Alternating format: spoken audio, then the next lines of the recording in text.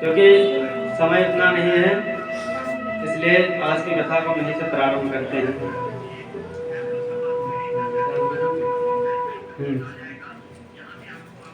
महाराज, जब भगवान श्याम सुंदर वृंदावन को छोड़ करके मथुरा की ओर जाते हैं, महाराज जब वृंदावन को छोड़ करके श्याम सुंदर मथुरा को जा रहे हैं, गोपियों की महाराज इस प्रकार से हालत हो गई थी जैसे जल से निकली हुई मछली का हो जाता है। वो उनकी वेदना में महाराज इस प्रकार से तड़प रही हैं जैसे जैसे किसी मछली को जल से निकाल दिया जाए और वह छटपटा छटपटा के अपने प्राण को त्याग देती है। उसी प्रकार से महाराज आज गोपियां रो रही हैं श्याम सुंदर के विरह में। महाराज यशोदा माँ रो रही हैं, हे श्याम सुंदर कब आओगे, हे माधव कहाँ गए हो। इस प्रकार से महाराज उनकी हालत है कि कुछ कहा नहीं जा सकता है। महाराज गोपियों के मुखर पर जब कोई भी बात चलती थी, केवल कृष्ण नाम के अलावा और महाराज उनके जुबान पर कोई नाम नहीं आता था। कोई भी चर्चा होती तो महाराज सबसे पहले भगवान कृष्ण का चर्चा होती और कोई बात नहीं थी महाराज गोपियों के पास। महाराज यशोदा मैया तो इस प्रकार से हालत हो गई थी उनसे कि जिस पालने में भगवान परमात्मा सोते थे उसी पालने को महाराज जाकर के देखती, निहारा करती, पागलों की तरह हरकत करती कि इतनी समय हो गया अभी तक तुम उठे नहीं, खेलेगा नहीं आज तो। फिर कहते कितनी देर से खेल रहा है, कुछ खाएगा नहीं। इस प्रकार से महाराज इस प्रकार से वो पागलों की तरह हरकत कर रही हैं कि कुछ कहा नहीं जा सकता। महाराज वहां की जितनी भी गायें थी महाराज, नंद बाबा के यहाँ 9 लाख गायें थी, सभी महाराज भगवान परमात्मा के लिए रो रहे थे। जब महाराज भगवान परमात्मा मथुरा में थे, एक दिन यशोदा मैया एक दिन महाराज देवकी मैया भोजन में उनके महाराज थोड़ा सा मक्खन धर देती हैं। उस मक्खन को देख करके महाराज भगवान परमात्मा उठ करके फूट फूट करके रोने लगे। मैया कहती हैं क्या हुआ बेटे, क्यों रो रहे हो। भगवान परमात्मा कहते हैं मैया मुझे भोजन में सब कुछ दिया करो लेकिन माखन ना दिया करो।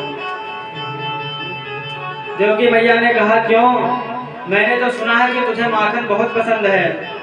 हाँ पसंद है, लेकिन मुझे केवल मेरी माँ यशोदा के हाथ का माखन पसंद है। क्योंकि महाराज भगवान परमात्मा केवल अपनी माँ के ही हाथ का दूध पीते थे, अपनी माँ के ही हाथ का माखन खाते थे। कहते हैं कि जब जब मैं इस माखन के लोंदे को देखता हूँ तब तक मुझे उस माखन के लोंदे में मेरी माँ की छवि दिखाई पड़ती है। महाराज भगवान परमात्मा रो रहे थे, वहीं पर उद्धव जी आते हैं। उद्धव जी ने कहा प्रभु आप रो क्यों रहे हैं। भगवान परमात्मा ने कहा आपने कभी किसी से प्रेम किया है। उद्धव जी ने कहा नहीं, मैंने तो प्रभु ऐसा कभी नहीं किया है। भगवान ने कहा कि जब बच्चे को चोट लगती है ना, बच्चे को काटा करता है तो बच्चा महाराज बाद में रोता है। पहले उसकी माँ को तकलीफ होती है, पहले उसकी माँ महाराज फूट फूट के रोने लगती है। उसी प्रकार से जब एक भक्त को तकलीफ होती है, जब तक वो रोता है उससे पहले भगवान फूट फूट कर रोते हैं महाराज, यदि वह सच्चा भक्त है तो। महाराज आज भगवान परमात्मा गोपियों के लिए रो रहे हैं।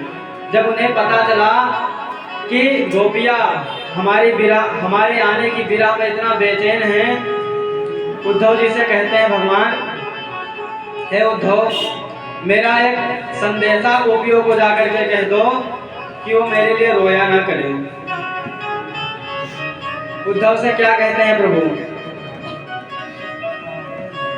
कहा घनश्याम सुंदर ने जरा वृंदावन जाना, वहाँ की गोपियों को ज्ञान का कुछ तत्व समझाना।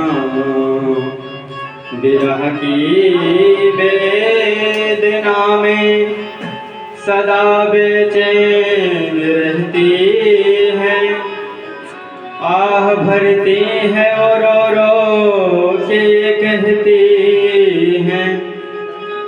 क्या कहती है हमारा गोपिया?